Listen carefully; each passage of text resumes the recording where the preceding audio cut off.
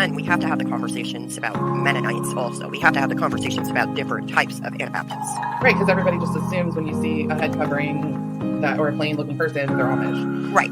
Yeah, so he was like, he didn't know what Mennonites were, but he knew what Amish were. Oh my.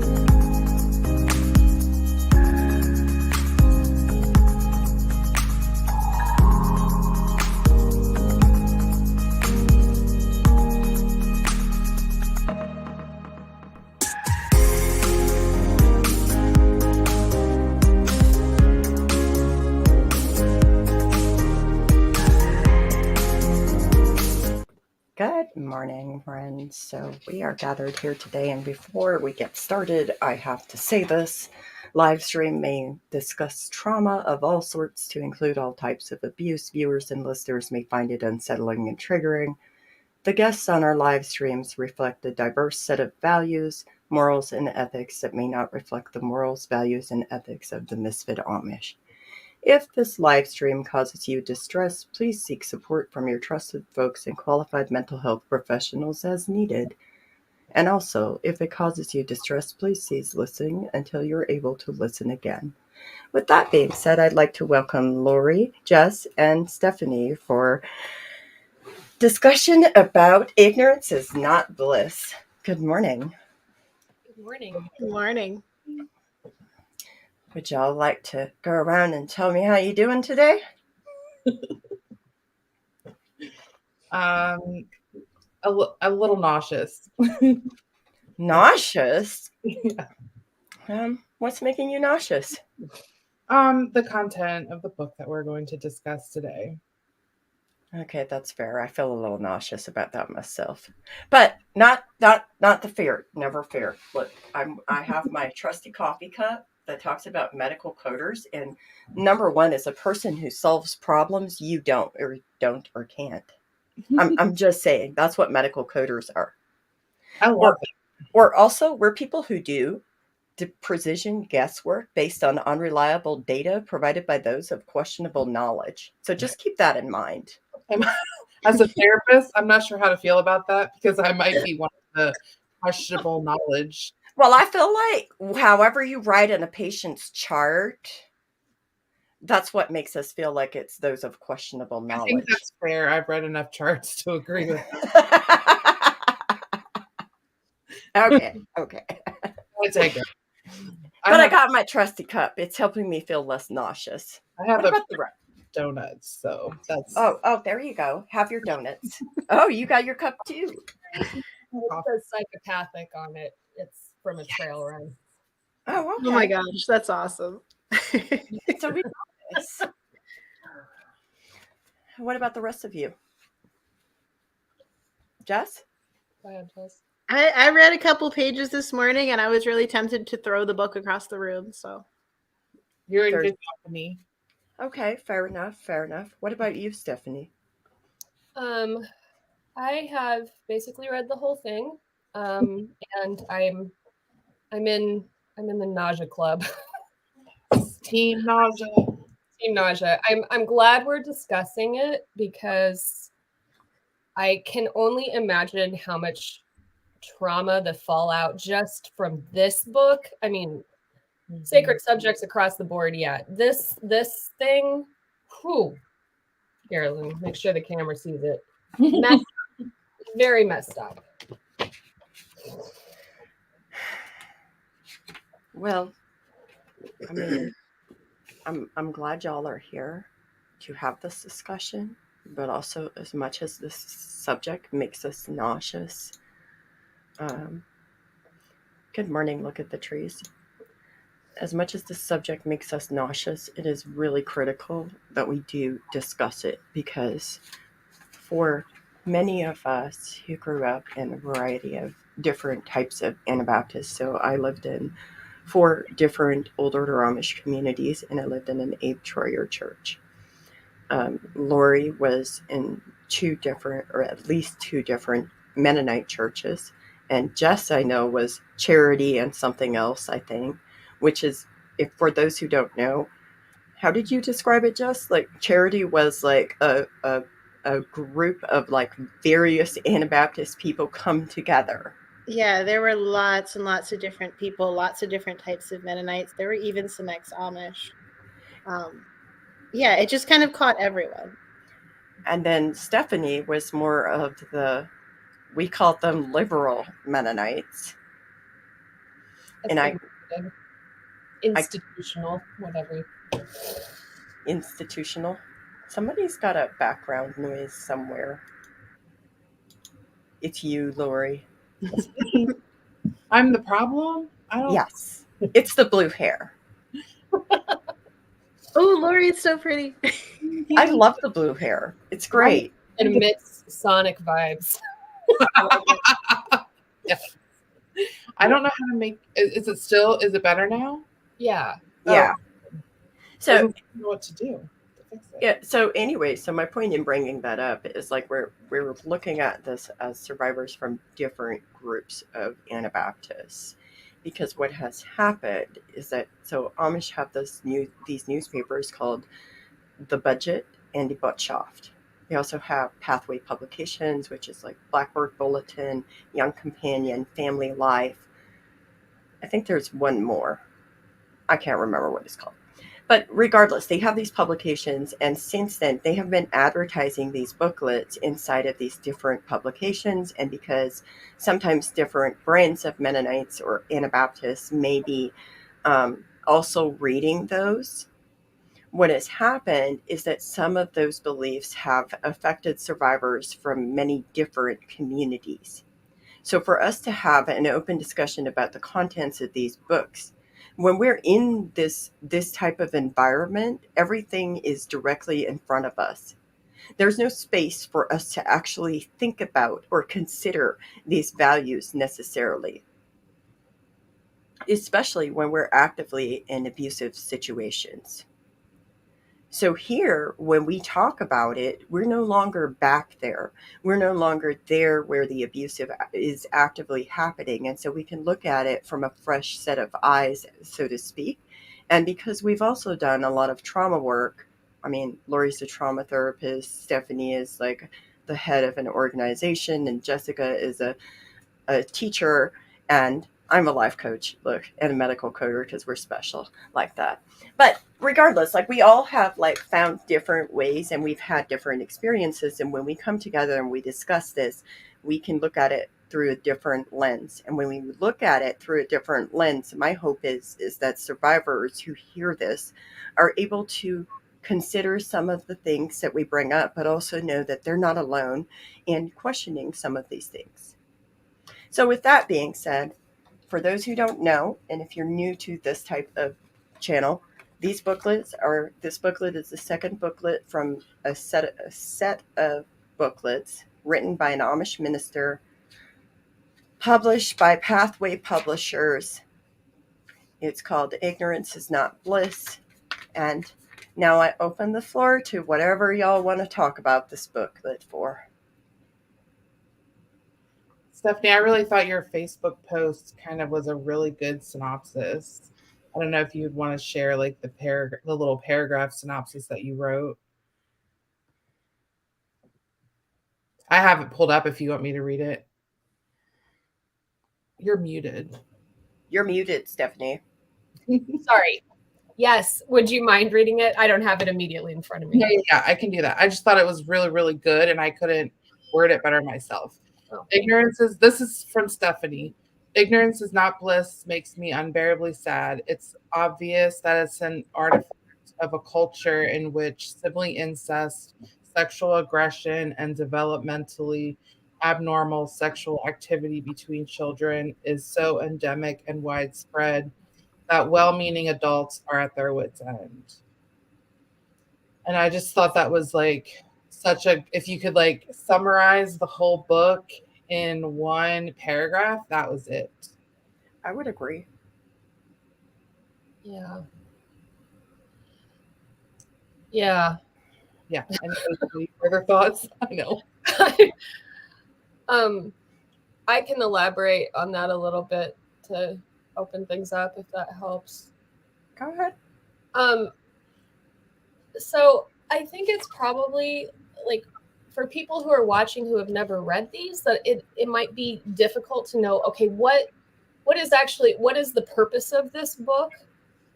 Because we're all sitting here going like, oh, this is awful, which it is. It's supposed to be an instructional book for parents who are dealing with problematic behaviors in their children. Like, right? Problematic. Okay, so let's really go there. So these booklets are listed, and I'm going to go look it up just to make sure I don't misspeak.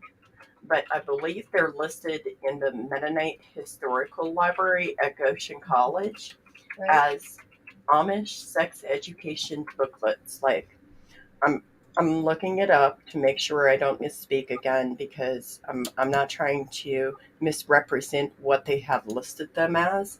But when you search for "I wish" or "ignorance is not bliss," that's what it is that we're talking about today.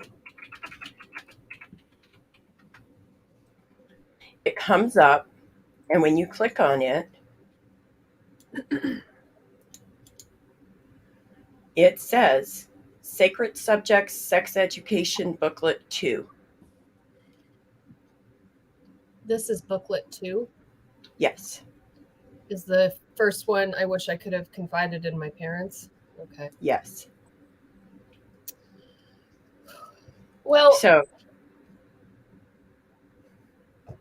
that's revealing in and of itself. Like, this is a book full of accounts of sexual assault of children by other children.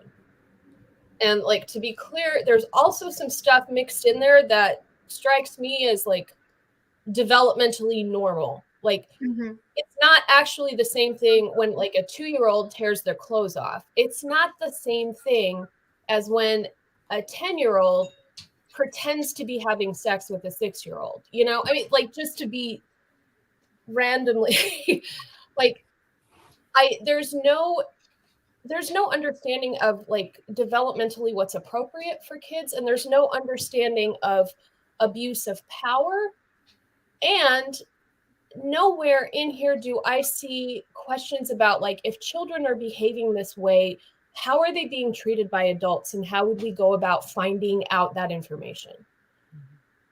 It's just a lot of sort of folksy descriptions with folksy advice. And we could start out, I mean, the opening, one of the first anecdotes, I guess, in here is just absolutely horrifying. It's talking about brothers basically sexually assaulting a developmentally disabled sister, and then other brothers got the I just shut down when I try to describe it. Anyway, yeah. So that's what we're dealing with. Yeah, and then they also label it as sex education, which is also like, if this is the only education that parents are getting, that, I mean, we know that teachers in these communities are often also not educated themselves, right? They're getting the same education, so it just keeps perpetuating generation to generation. And they really only focus on it as being like impure, which, you know, we've talked about purity kind of culture wording before, and it being sin. They don't talk about anything else, like of the harm and all of those kinds of things.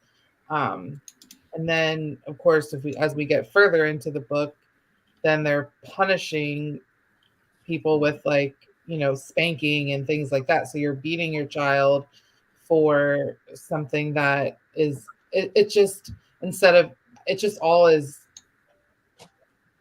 convoluted. Yeah. And I noticed, like, from the very beginning, like the first page, they're blaming the victim. Victim blaming. They're literally blaming the victim, and that person's living with all of that guilt. And it sounds like the rest of her life. Yeah. And like that's just a theme throughout the entire book is blaming the victim. And the person that did the crime, he didn't know better. Yeah. Or that's how they're presenting it. Yeah. Well, and because Well, and if he didn't know better, then why didn't he know better? Why didn't you fucking teach him better? Why didn't you teach your children better? Because you don't know? Because you don't know how to teach your children. How can you teach your children if this is what you're being told? This is appropriate. Yeah. Yeah. And I think it's doing not just like the victim blaming is horrific, but the parent the disinformation that it's giving parents is also betraying parents of all ways and walks of life. Mm-hmm. Because this is, you know, I mean, when we have conversations like this, the accusation that's often thrown at us, and especially at Mary as a non-compliant Amish person, is that this is about hating on the Amish. And this is like, I felt so much like empathy for Amish parents when I was reading this. It like I'm just going to put it like this. I am a parent. I'm a parent of a teenager. And this book was so horrible when I read it the first and the second times that when it came time to read this for this discussion, I literally said, you know what? I do not have the energy or capacity to read that one more time. Why?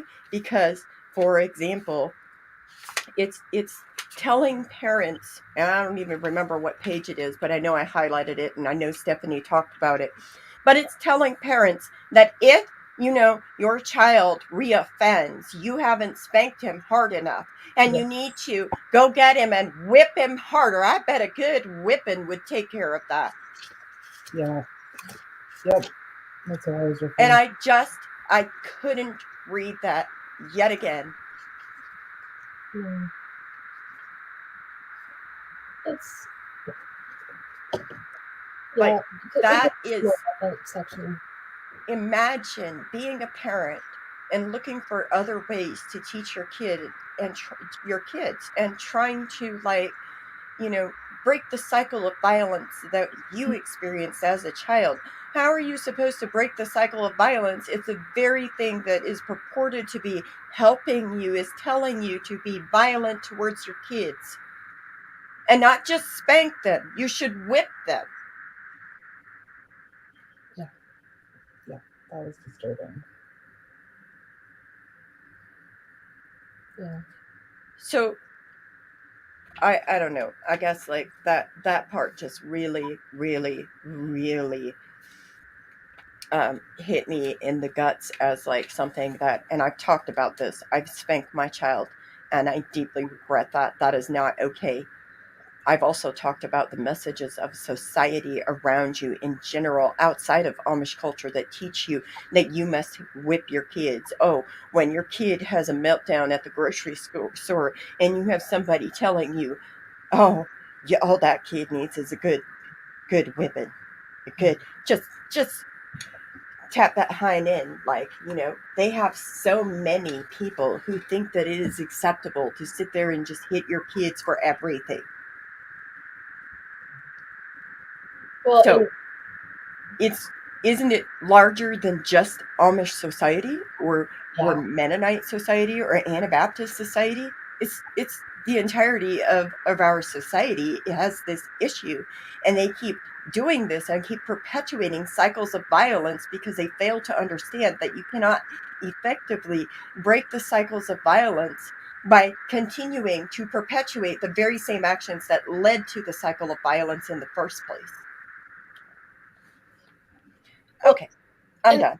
I just want to jump on that and say, like, what these books did in Amish culture, like James Dobson and Focus on the Family did for wider evangelical culture. And that stuff, Jess, I'm curious about your experience, because I know that the Dobson sort of philosophies around child rearing had a big impact on a lot of a lot of conservative Mennonite spaces. There was a little bit of both. I saw a few of those books, but it wasn't.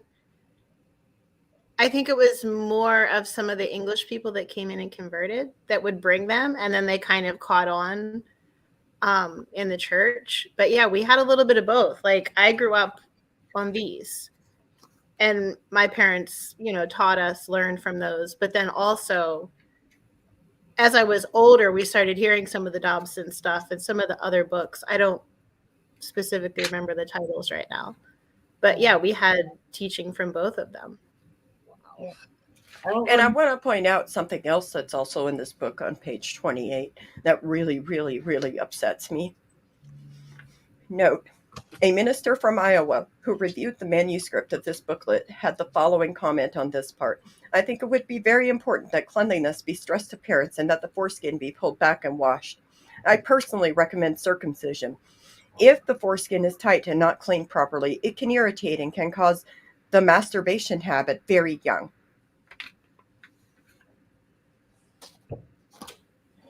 That is just not even biologically correct. There's just entire lack of understanding. Mm-hmm.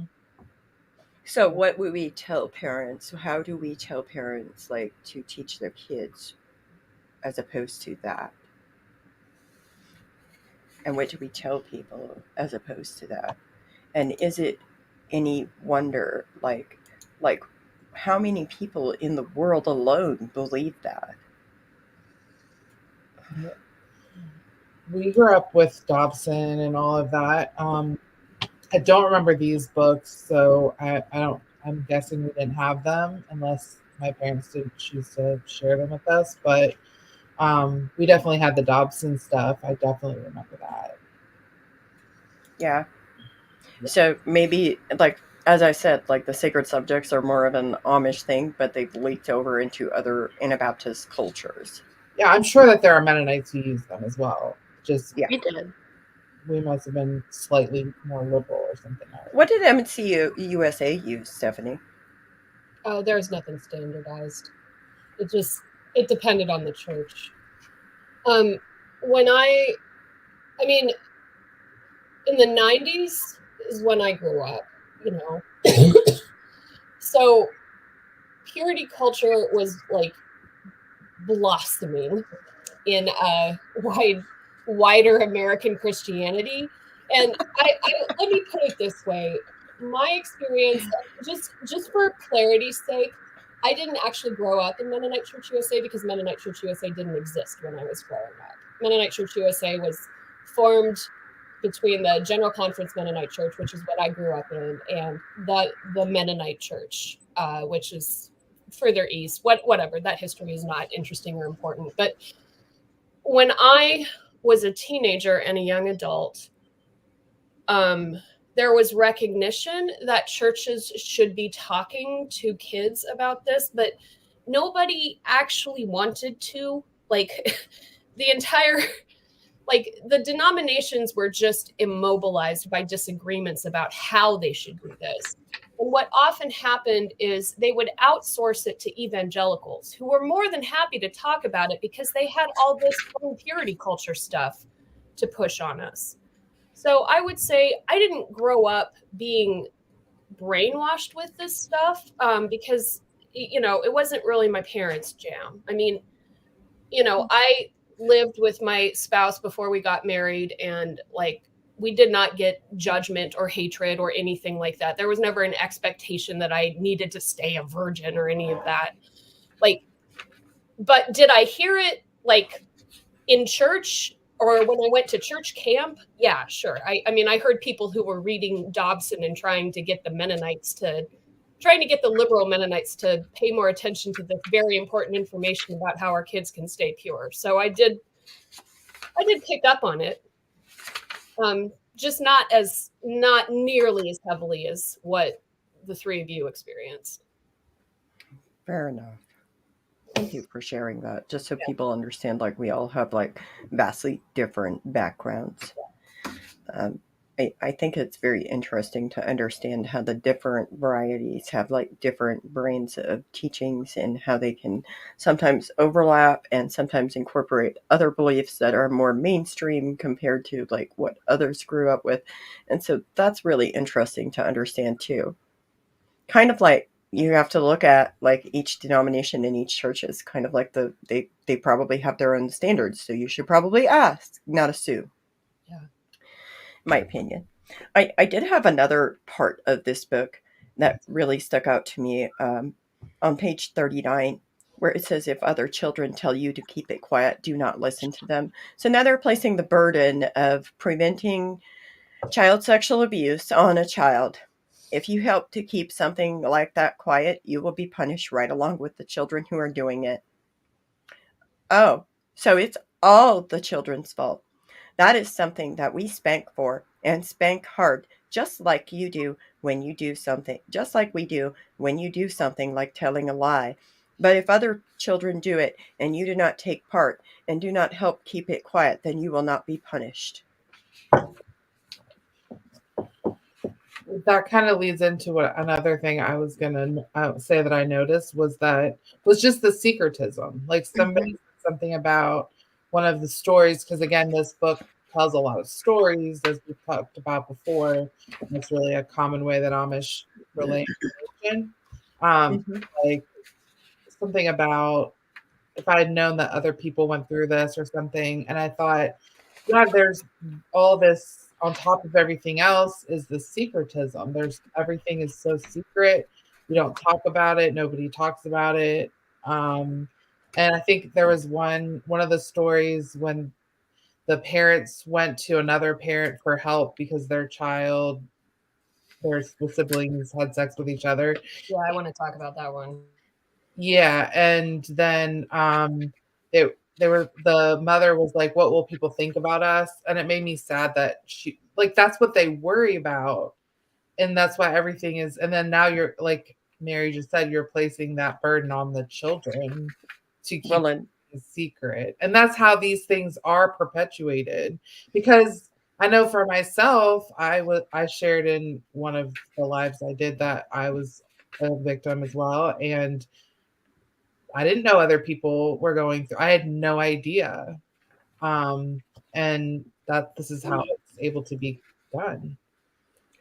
Well, I'm sorry. Go ahead. I think it also leads into the shame that so many of us felt and still feel and still fight. Because if we're not allowed to talk about it and it's looked at as something that's kept in the dark and secret, that we're always going to carry that shame about it.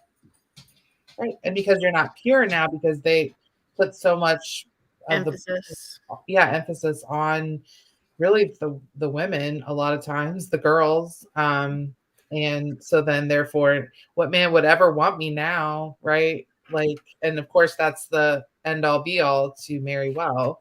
So it's just they all intersect. Yeah. And then when you also think about some of the other things that are written in this book is when you talk about, like, they do talk about supervision, which they're right. Alert supervision is needed. You know, you have to pay attention to your kids. But then they talk about a big downfall is for children of different families to be together too much, which further isolates survivors. They will get to know each other too well and will become bold with each other. So they're saying that because you know somebody well, it's automatically going to lead to sexual abuse. That's apparently like, are there relationships that are platonic in any part of the world? If you read this book, it really doesn't feel like there is. It feels like everybody, but and then it says that is an ideal breeding ground for impure conduct of one form or another. Children just simply don't have any business spending that much time together. This is on page 23, y'all. They would be much better off at home under the supervision of parents. And further, on the same page, well, I don't think you should be discouraged, Elam said. The family that has no problems in this line at all is pretty rare, perhaps. Yeah. What? So along with the focus on like purity and your ability to marry well, and the shame and the silencing and the responsibility, if you see, like, if you were like, you're going to be punished if you don't tell, but if you tell, what's going to be done to you if like they determine that you participated in your own sexual abuse? Right. Who wants to share when they don't know if they did a bad thing or not? And it's clear from the first person accounts that all the survivors assumed they were doing a bad thing. Mm-hmm. Can we talk a little bit about the the whole brothers sister scenario that led to this Uncle Elam thing? Yeah. So just for anybody who hasn't read it, so this is a scenario that they describe. There's a mother who sees her very young children. Like, I don't know what, I mean, these are like 5, 6, 7-year-old kids. The brother is a little older, I guess. And the brother is naked, lying on top of the sister. And she's distressed, right? Anyway, so the mother goes to the dad and is like, I don't know what to do. You know, we've told him not to do this. And then dad is like, well, we need help. I'm going to ask my brother Elam. So then Elam becomes the voice of authority, and the voice of authority for the book and the author, giving all this advice. And the advice that he gives, for one thing, I forgot that the little girl even existed. Or I didn't, but like, thank you, Dottie. Thank you. Thank you, Dottie. Yes, Thank you. please. Take care of yourself. We're here for you if you need anything. Yes. Yeah. And reach out if you need to talk to somebody. Yeah.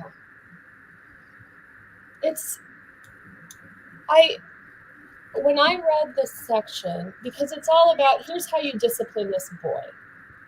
And of course it's beat him, and if he doesn't get the message, beat him harder. Okay, well, we know that like physical abuse in childhood does. Can I read the part? Yeah. So that people understand exactly what it says. So this story that Stephanie is talking about starts on page 18. On page 20, it says, you have told Simon that he has done very wrong. It goes on page 21. It says, but you did not show him how very wrong it seemed to you.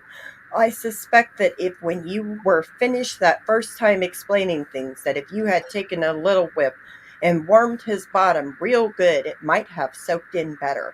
And if it did happen again, double the dose. It takes more until some children get the message. It is clear by this time that Simon isn't getting the message, that this kind of behavior is absolutely unacceptable.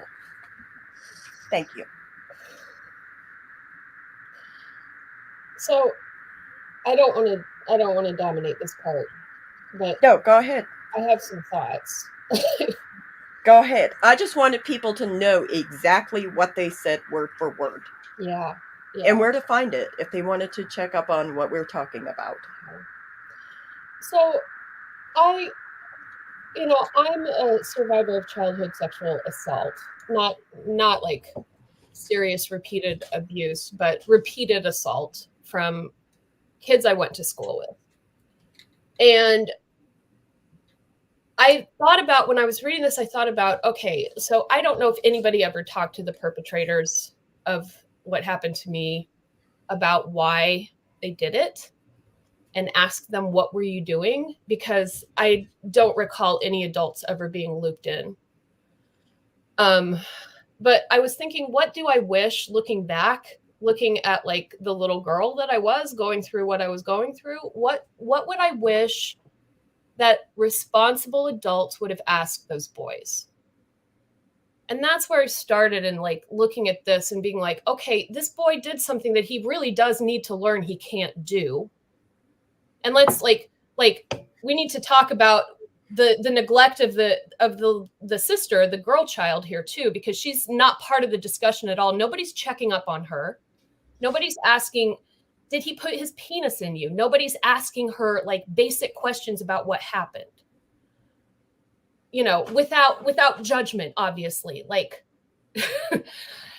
but I was thinking, okay, what do I want a little boy who does this to be asked? I want to ask, where did you see someone do this? Where did you get this idea? Why did you do it? Do you understand how it made her feel? Do you want to hurt her? There's none of that. There's just beat him so he knows it's not acceptable. And we know we don't have to go on and on about the statistics about cycles of violence. We know this is the absolute worst thing that people could do to stop this from happening again. I mean, it might work in the short term, but you're creating like a well of rage and trauma in that boy. And if he doesn't learn anything better to do with it, he's going to continue to hurt other people.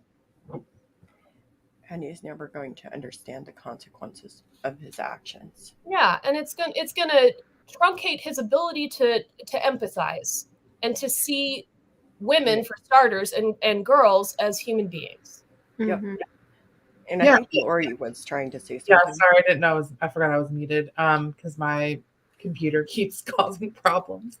It's like your computer is working against you. It wouldn't be the first time technology has worked against me. Well, it's just rude. It's so rude.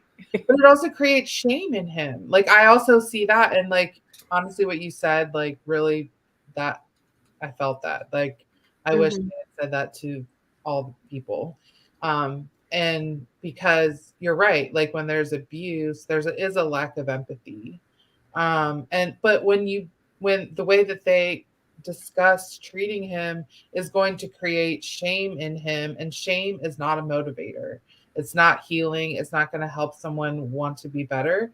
But I think, like, investigate. I always assume that the person, anyone as a child, perpetrating has been sexually abused themselves, and that's really what the research says too. But so it doesn't excuse it, but also they need help as well, not to be beaten. Well, and I just want to chime in real quick with like the statistics. What do we know about the statistics saying, like, when children like are beaten, when they experience physical violence, they're more apt to grow up and commit acts of sexual violence. That's been shown in research. And the other part that has been shown in research too is that when children receive proper interventions as children to help them understand why and to have empathy, they're the least likely to reoffend, because the recidivism rates are really high. But when you think about it, the kindest thing you can do for your child and your children, in fact, is like, one, for the perpetrator of this thing, you can really like teach them why it is wrong and have like the hard conversations, but also like seek, like, you can go talk to a counselor about how to handle it if you don't know. And I don't mean like a pastor. I don't mean like, quite frankly, I don't mean like necessarily a Christian counselor. I mean a counselor who probably deals in like early childhood education or something like that, or developmental trauma or things like that. Like, those are counselors who are qualified to help you answer that question. And if they're not, they should refer you to somebody who is. Absolutely. And then when it comes to the survivor, the victim of this, where is your empathy for that child? Where is your space to allow this child the place to process all of that? Where is the trauma therapy for this child? Well, because they're only looking at it as a sin. They're not looking at it as they're only looking at it from that lens. They're not looking at it as the harm. They're only looking at it as now they're damaged goods, so to speak. Right. They're not looking at it as they're a person that is going to struggle with shame and all the things that survivors have to deal with. They're not thinking about any of that because they don't know better. It's not an excuse, but like we've said many, many, many times, if you know better, you can do better.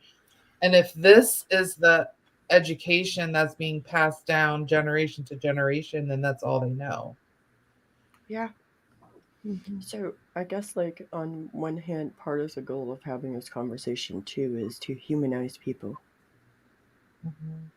To humanize people, because, way back when, didn't the world really think that this was appropriate?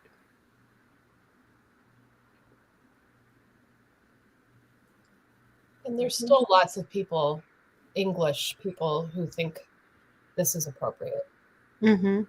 In case anybody from my audience who doesn't know Anabaptist terminology at all is watching, English is basically the Amish word for everybody who is an Amish. Except for Mennonites. Those liberal Mennonites, we just feel like they might be going to hell. Yeah, there's a special place in hell for liberal Mennonites. I mean, they drive cars, Stephanie, and they look like normal English people. It's just, they're so worldly. I just can't even keep up. I do evil. And as conservative Mennonites, we called anybody who wasn't plain, we called them worldly. Mm-hmm. Oh, okay. Well, I come from worldly Mennonites. Basically. The worldly English. You don't like the liberal Mennonites term? Me? Oh no, I just mean anybody, like where the Amish called anybody who wasn't Amish English, we called anybody who wasn't plain, we called them worldly. I don't know why. I mean, they were like the world, obviously. Mm-hmm. Yeah. I mean, I'll call them Jess. I mean, they were worldly. Mostly, it was like the worldly English. Oh, I was asking. If you were a Mennonite and you were less conservative than we were, you were worldly. I was always super jealous of them, but I never said that. Of course not, because we're allowed to do that. The scar. Jealousy is a sin. Demütig dich entsteht Tugend, alle Christen Romaner. I'm just saying.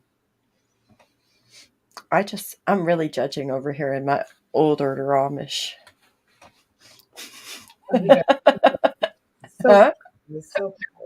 So convinced by your judgment. I'm gonna do better now. Yeah. My papa said we are supposed to forgive and forget. Children is to be seen and not heard. Yeah. Oh. We learned that too. Oh, I like to think I'm funny. I'm glad it made you laugh, lady. Oh my God. A sense of humor just really comes with the PTSD starter pack. I'm sorry, it just does. It does. It's almost mandatory to make sense of life after trauma. Yeah. I'm just saying. Okay, so what I sang was it's in our little singing book, and it says Demütig dich entsteht Tugend. It's like I don't know how to translate Demut, but it basically means like meekness, or like, God, how do you translate that? Anybody know what Demut is in English? Not. I'm gonna find out, because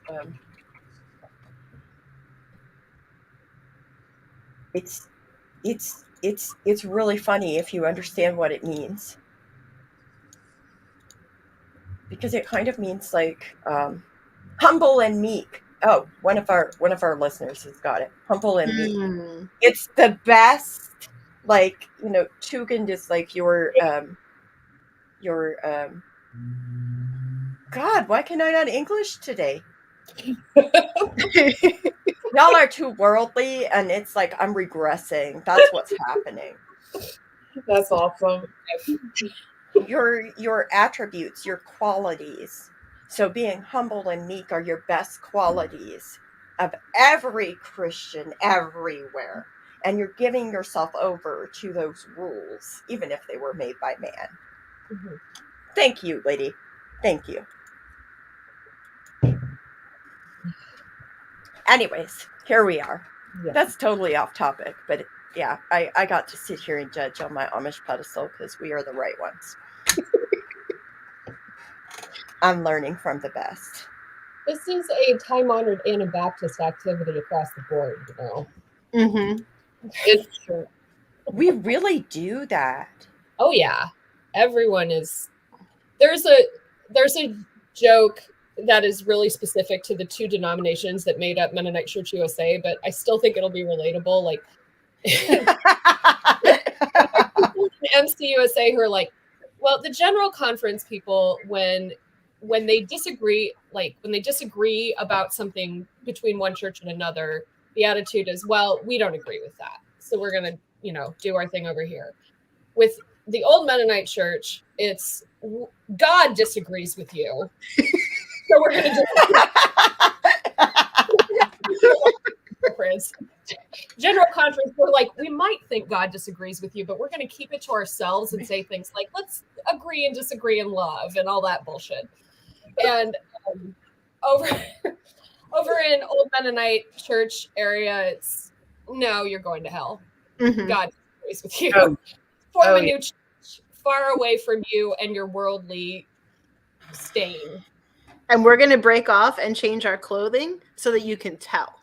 Straight to hell. We have to make sure that it's distinctive, that there's just one thing that tells us. The smallest pleat difference in the covering will definitely make you know you're going straight to hell.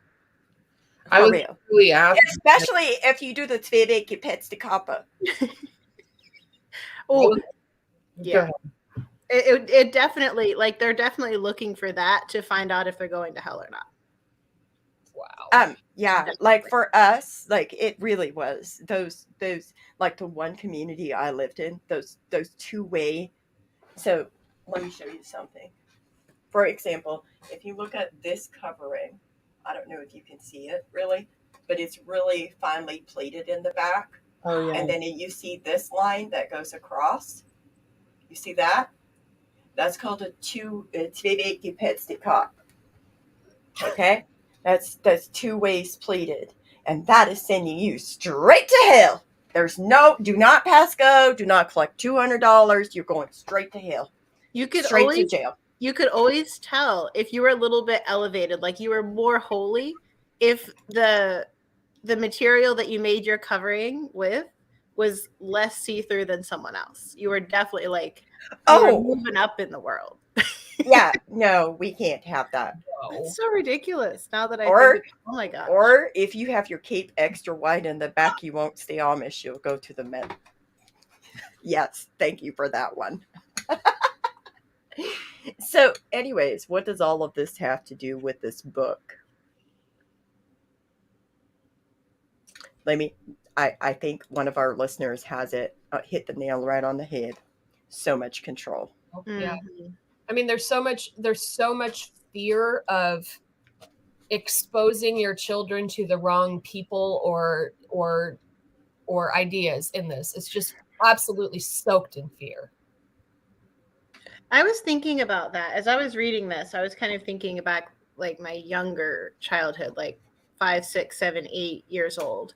And like there were families that I remember playing with and like doing things with that just disappeared. And we weren't allowed to go see them anymore. And we wouldn't have Sunday dinner with them anymore. And like now that I think about it, I think they were like my family was probably protecting us from, whatever worldliness was going on there, or I don't know. I was too young to know, but that happened a lot. There were people that we would, go have dinner with or whatever, and then we just never saw them again. Mm-hmm. And I think it goes back to that control. They literally took people out of our lives because they didn't see things or do things the same way.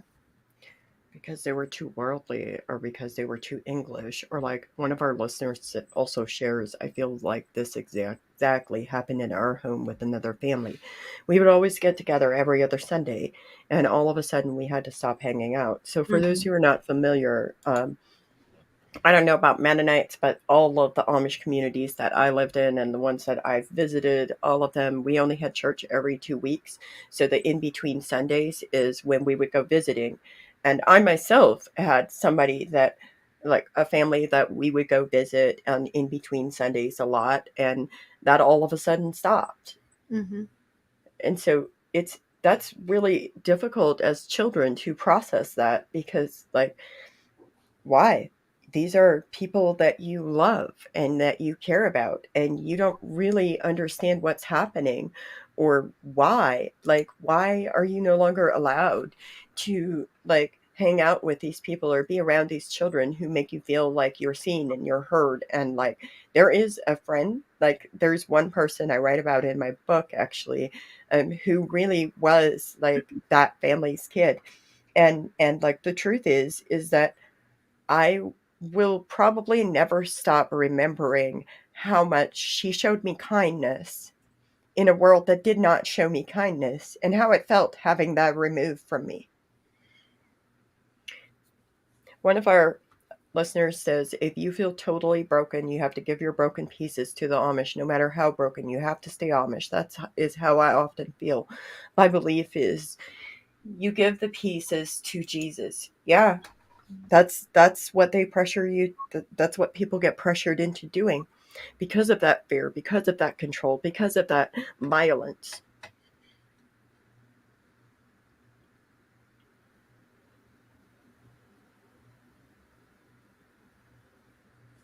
Thank you all. Thank you all for sharing so openly about that. Like, I do have a question though. Like, just, you mentioned like feeling that same way. Like, how do you feel about it today? Like, looking at it from a distance, not as in like this is a fresh thing that you're currently experiencing. I mean, it was kind of horrible. And I was thinking about it too. The one person that I really feel like I may not have still been living had she not helped me. My family tried for years to separate us and to not allow me to see them. The whole family, really. And I think that's so dangerous. Like, when people build relationships with other people, even if they're young kids, taking that away is so harmful. And like, as a teacher, I think about the kids that I teach now. If their families did that to them, that would be horrible, because they do build relationships at that age that are really meaningful. Mm-hmm. So one of our listeners asks if we all are okay. I mean, I will be in about 7.5 minutes when I end this live and don't have to talk about ignorance is not bliss and the underlying culture there. Yeah, I will be. And I am okay. Thank you for asking. What about the rest of you?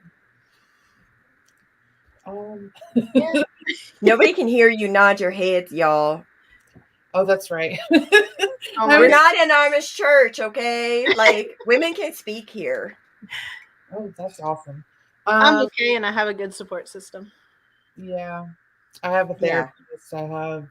Yeah, it was hard. It was very triggering. It definitely took me back to things that happened in my own childhood, because I saw very clear similarities in some of the stories, my own experiences, and that's extremely hard. No matter how much healing and therapy and trauma therapist I am, it's hard. So I'll take some time for self-care today. Yeah, definitely. What about you, Stephanie? I'm okay. I mean, it's sickening to me, but it is not triggering for me, I think, in the same way that it is for the three of you, because I grew up with more options. I had people I could, Dottie, thank you for sharing that. And that's horrible. And that is, no one should have to go through childhood with no one they can trust. I mean, what I realized, every one of these books that we've done, but this one especially, I look back, like, I think I feel the need to say this for anyone who's watching and wondering, is there any place anywhere that's safe? because we're talking about, like, yes, these problems are also prevalent outside of Anabaptist communities. And I want to say we have a huge problem with this as a society, but it's not this bad everywhere. I mean, I am realizing I spent hours and hours of my childhood running around with my cousins with no supervision whatsoever. We had a family farm. There were 7 of us. We just, I was an only child, but I played with my cousins all the time. I mean, I don't know, I guess probably the last generation of sort of free range kids. And there was never any question of this kind of stuff going on. Even if we were naked and swimming in the creek, it's just, we had parents who understood what was developmentally normal and who treated us with compassion. And there are many places in the world, like, it is not so that I read this book and I feel like there are a bunch of people who feel like if we're not hyper vigilant every second, our children are going to have this done to them or do this to other people, or, like, fall into sin with all of the moral ambiguity and problematic baggage that, the idea of sin brings to this discussion. And it just really does not have to be that way. It does not have to be that way. And it's not normal or natural. Well, and I want to add to that, like, one of our other listeners shares that you're not alone. To our previous commenter sharing their experiences. So sorry for what you had to deal with. And I want to say this. I want to say that survivors have created communities where they or built connections of people that they trust. And, like, for example, like, one thing that is really unique about each of us is that, like, I might feel safe with somebody that Stephanie might not feel safe with. Lori might feel safe with somebody that I might not feel safe with. Jess might feel safe with somebody that Lori might not feel safe with, and vice versa. So that can go all around. But in the same token, like, I have built a life that I feel pretty safe in my daily life. I feel safe in my home. Sometimes I don't feel safe in public because people are people. And when you go to the grocery store with your kid and there's an elderly man literally looking at your kid, and this happened when my kid was like 9 years old, literally looking at your kid with the look. I don't think your cat likes this, Stephanie. But when there is an elderly man looking at your kid with the look, you as a parent, you take steps, you take action, you protect your kid, you make sure that you remove and that you're not being followed by that person when you leave the grocery store with your kid. You take actions like that. You are aware. But it also doesn't mean that you don't take your kid to the park or you don't take your kid out to go do things, and that you don't teach your kid to embrace themselves as they are and to go out and enjoy life, that there are safe places for you. Because there are safe places for you. You can create them. Mm-hmm. Well said.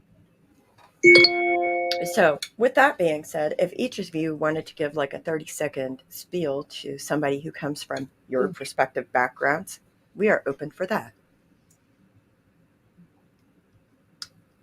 Don't all like start talking at once. I can't hear you. Well, first of all, it's not okay if that is happening to you. It's not normal, even though it might feel normal, or it's normalized, I should say. And